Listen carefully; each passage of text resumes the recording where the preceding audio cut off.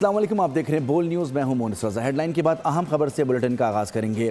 نئے ایرانی supreme leader Mujtaba خامنائی کا شہداء کے خون کا بدلہ لینے کا اعلان، دشمن کو دھمکی بھی دے ڈالی۔ اپنے پہلے آڈیو پیغام میں واضح کیا کہ مشرق وسطیٰ میں امریکی فوجی اڈے بند کریں۔ انہوں نے یہ بھی کہا کہ خاص طور پر وہ فوجی اڈے جہاں سے ہم پر حملے ہوتے ہیں ان کو بند کیا جائے، ورنہ ان کو نشانہ بنایا جائے گا اور وہ حملوں کے لیے تیار ہیں۔ ہم اپنے شہداء خصوصاً مناب اسکول کے شہداء کا بدلے کے لیے رکیں گے نہیں۔ دشمن کو ایرانیوں کے خون کا حساب دینا پڑے گا۔ ابنائے ہرمز کو بند رکھا جائے گا۔ ایرانی رہنماؤں اور عوام کے درمیان رابطہ ہمیشہ قائم رہے گا۔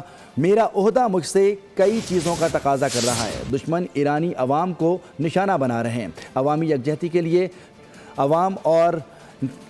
یکجہتی کے لیے دشمن کو شکست دیں گے۔ The enemies were trying hard to hit the people before the expert council can find a supreme leader. Now I'm here.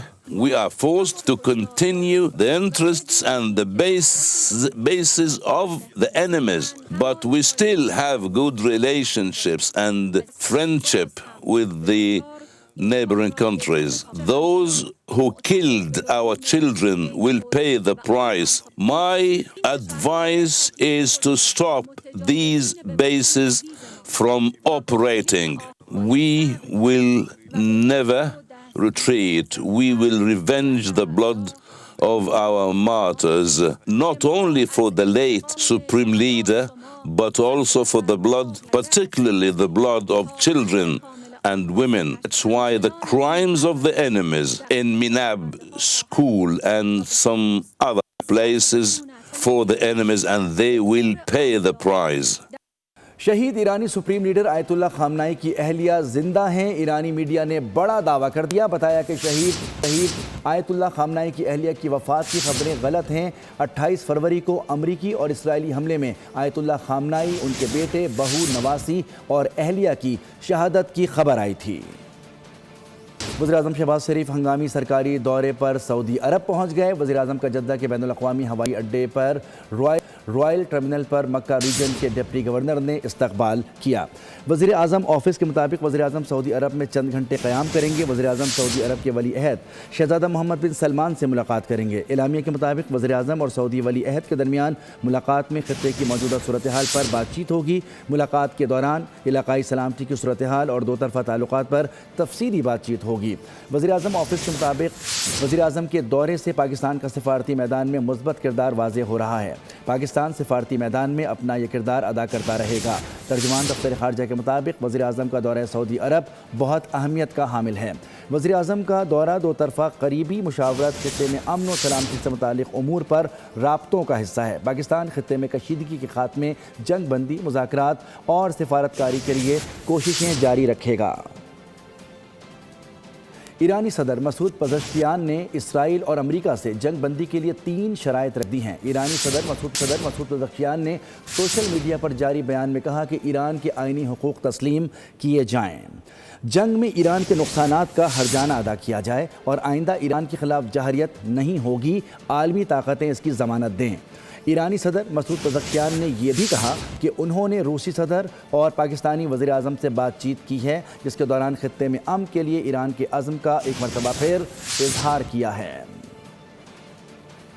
Iran کی بھرپور جوابی کارروائیاں، حملوں کی نئی لہر میں امریکی اور اسرائیلی اہداف کو کلسٹر وار ہیڈ اور ہائپرسونک میزائلوں سے نشانہ بنایا۔ دبئی میں امریکی فوجی اڈوں کی اور رہائش گاہ پر ڈرون حملے کیے گئے۔ یو اے ای کے قریب کنٹینرز جہاز پر پروجیکٹائل لگنے سے آگ لگ گئی۔ بحرین میں مہراق گورنری میں ایندھن کے ٹینکوں کو نشانہ بنایا۔ عراق کی سمندری حدود میں 2 غیر ملکی آئل ٹینکرز پر حملہ کیا گیا۔ عراق کا تمام آئل ٹرمینلز پر آپریشن معطل کرنے کا اعلان۔ کویت کے احمد الجابر ایئرپورٹ کو ہائپرسونک فتح میزائل سے نشانہ بنایا گیا۔ جارحیت کے جواب میں ایران کے دشمن پر تابڑ توڑ وار، مشرق وسطیٰ میں امریکی تنصیبات بھی بڑے نقصان سے دوچار۔ حملوں کی نئی لہر میں اسرائیلی ایئر بیسز اور سیکیورٹی ایجنسی کے ہیڈ کوارٹرز کو نشانہ بنایا گیا۔ بن گورین ایئرپورٹ پر میزائلوں کی بارش، پے در پہ میزائل حملوں کے سامنے اسرائیل کا دفاعی نظام جواب دے گیا۔ آبنائے ہرمز نیا محاذ جنگ بن گیا۔ ایرانی حملوں میں کئی تیل بردار جہاز تباہ۔ عراق میں بصرہ کے قریب آئل ٹینکر پر حملے میں عملے کا ایک رکن ہلاک ہو گیا۔ یو اے ای کی جبل علی بندرگاہ کے قریب بھی مال بردار جہاز پر میزائل داغ دیا گیا، آگ بھڑک اٹھی۔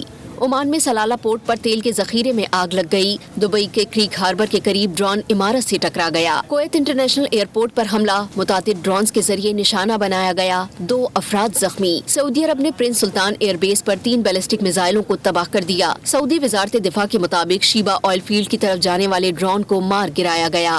कतर में 9 बैलिस्टिक और मुतादिद ड्रोन के हमले, 8 मिसाइल और तमाम ड्रोन नाकारा बना दिए गए। बहरीन में भी एक बहरी अड्डे को निशाना बनाया गया। ईरान की पासदाराने इनकलाब ने इसराइल और खलीजी ममालिक में मौजूद अमरीकी टेक कंपनियों और मालियाती इदारों को निशाना बनाने का भी ऐलान कर दिया।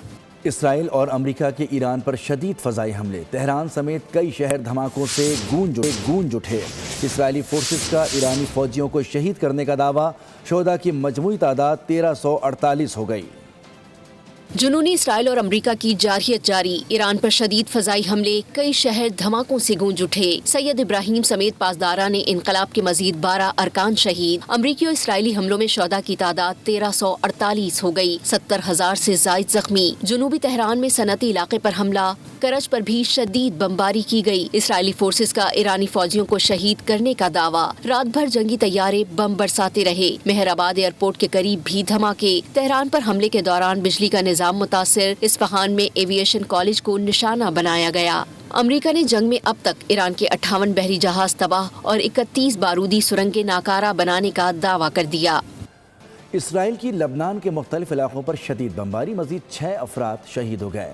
सेहूनी फौज के मुताबिक जुनूबी बैरूत में हिजबुल्लाह के इंफ्रास्ट्रक्चर को निशाना बनाया गया।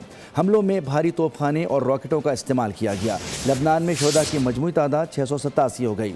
शहीद होने वालों में 98 बच्चे और 52 खवातीन भी शामिल हैं। 1444 जख्मी, जबकि 7,60,000 अफराद बेघर हो चुके हैं। ईरान के हमलों से मशरिक़ वस्ता में 17 अमरीकी तंसीबात को नुकसान पहुंचा। अमरीकी अखबार न्यूयॉर्क टाइम्स ने सैटेलाइट तस्वीर शेयर कर दी हैं। न्यूयॉर्क टाइम्स के मुताबिक ईरान के ड्रोन और मिसाइल हमलों के नतीजे में मशरिक़ वस्ता में अमरीका के कम अज़ कम 17 फौजी, सिफारती और फ़िज़ाई दिफाई तंसीबात को नुकसान पहुंचा। खलीजी ममालिक पर 3137 से ज़ायद हमले हुए। रिपोर्ट के मुताबिक ईरान ट्रंप इंतज़ामिया के अंदाज़ों से कहीं ज़्यादा तैयार था। ईरान ने अमेरिका और इसराइल के हमलों के जवाब में खित्ते में मौजूद अमरीकी फ़ौजी अड्डों, सिफारत खानों और फ़ज़ाई दिफाई निज़ाम को निशाना बनाया। इन हमलों के नतीजे में बाज़ मकामात पर अमरीकी फ़ौजियों की हलाकतें भी हुई, जबकि कई फ़ौजी तंसीबात को नुकसान पहुँचा। होता है कि गवर्नर सिंध कामरान खान टिसोरी की तब्दीली हो गई और एमकेएम पाकिस्तान ने शदीद तहफ़्फ़ुज़ात का इजहार कर दिया है। लीगी वज़रा की इत्तेहादियों को मनाने की कोशिशें, एमकेएम रहनुमाओं ने मुशावरत के बगैर मज़ीद बातचीत से इनकार कर दिया है। मीडिया के मुताबिक एमकेएम रहनुमाओं का अलग अलग मौक़िफ़, फ़ारूक सत्तार और फैसल सब्ज़वारी ने हुकूमती फ़ैसले पर नाराज़गी का इजहार कर दिया। अमीनुल हक ने मौक़िफ़ देने से इनकार किया तो ख्वाजा इजहार बोले, इतने बड़े फ़ैसले पर मुशावरत तो हुई होगी, पार्टी की खामोशी को हाँ समझें।